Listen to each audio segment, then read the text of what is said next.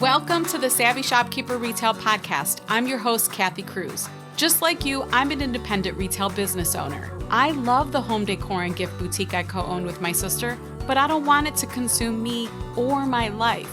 Join me each week as I share lessons learned, helpful tips, and valuable information for your retail business and life. Whether you're buying your products or making your products, whether you're a $25K business or a $2.5 million business, I'm on a mission to help indie retailers work less, profit more, and grow. Let's get started on today's episode. Welcome to episode 170 of the Savvy Shopkeeper Retail Podcast. Get your Shopify point of sale questions answered. I'm your host, Kathy Cruz. Today's episode is going to be short and sweet. Sometimes I say that, and then the episode is still 20 minutes or 30 minutes long, but I actually think I mean it with this one. So I've been getting a lot of feedback and some questions about the Square versus Shopify podcast episode that I recently published. That's episode 165. We'll link it in the show notes.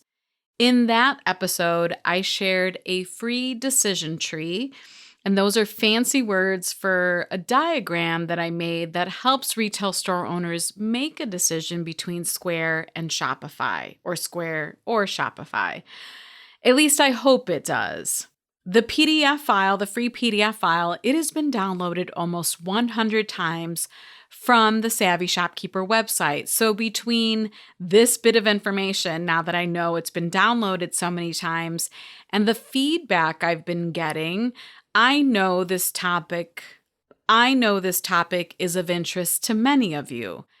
Now, I wish I could make it easy for you and just tell you which system is best for your business, but like I mentioned in episode 165, there are just too many nuances in all of our businesses, right? For me to really recommend one system over the other. They each have their own strengths. However, I know it's helpful when we can actually talk to someone who can answer our questions. If you're seriously considering Shopify point of sale and you would like to be contacted by a Shopify rep to answer your questions regarding their point of sale system, I can connect you with a real human being to talk to. The rep will help you determine if Shopify point of sale is a good fit for your business and/or answer your questions so you can make the decision for yourself. At that point, Shopify might also offer a demo call, but I think that's actually determined by the Shopify rep during your initial call. So I don't want to promise any demo calls. I'll just say that's determined by them if you schedule a call with them. This episode is brought to you by my free resource, Open a Brick and Mortar Retail Store Checklist. If you're feeling overwhelmed, I get it. Get my checklist to help you get your thoughts and to-dos organized. Organized by topic, this checklist is the list I wish someone would have given me many years ago when I opened. Visit savvyshopkeeper.com/open checklist, all one word, savvyshopkeeper.com/open checklist. Sign up for my newsletter to get the checklist. So if you're wondering how I can get this to happen, it's because I'm a Shopify referral partner. I have been a Shopify partner for years. I don't know how many years, at least 5 years, I'm thinking. Because if you didn't know, one of my side hustles when I first started this entrepreneurial journey and when I left a nearly 20-year career, one of my side hustles was building websites for clients. How about that little tidbit of information? I mostly built, I think it was mostly WordPress, which isn't easy, but it was mostly WordPress and Shopify websites. It's something I actually really enjoyed at the time, but Savvy Shopkeeper kept growing, the store kept growing, and I kind of had to let that go, which was nice, but it was nice that I was able to offer that service at the beginning. Anyhow, I share about this referral opportunity in Master Shopkeepers pretty regularly, and it has genuinely helped some group members make a decision. More importantly, it's helped them make an informed decision, and you all know how I feel about that.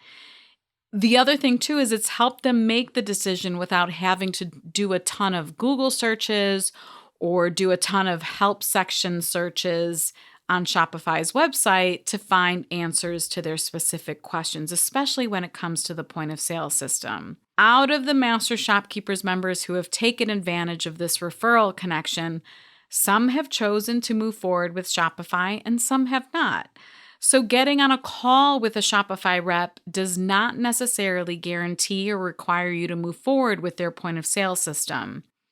As always, I tell everyone this: do what works best for you and your business. But I do appreciate that Master Shopkeepers have done just that, the ones who have connected with Shopify. Some decided to go with Shopify and some didn't. If you're stuck on your decision about Shopify because you think, I wish I could just ask someone some questions, then connecting with a Shopify rep will definitely be of interest to you. I have a simple Google form for you to fill out so I can submit the referral to Shopify. I do this directly to them, and then a rep from Shopify will contact you. And this is free. It doesn't cost you anything.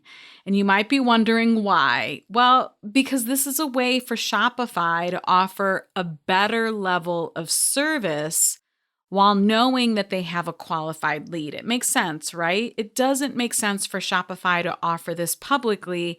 They would get inundated with calls and questions. So it makes sense that Shopify would utilize their partners, and I'm a partner, to connect with store owners who are genuinely at the stage where they're ready to make a decision. So if you want to connect with a Shopify rep, you can find the link to the Google form in the show notes for this episode, and you'll find that at savvyshopkeeper.com/episode 170. So just to be clear, you're going to go to the show notes for this episode, savvyshopkeeper.com/episode 170, and the link for the Google form, it's going to be really easy to spot.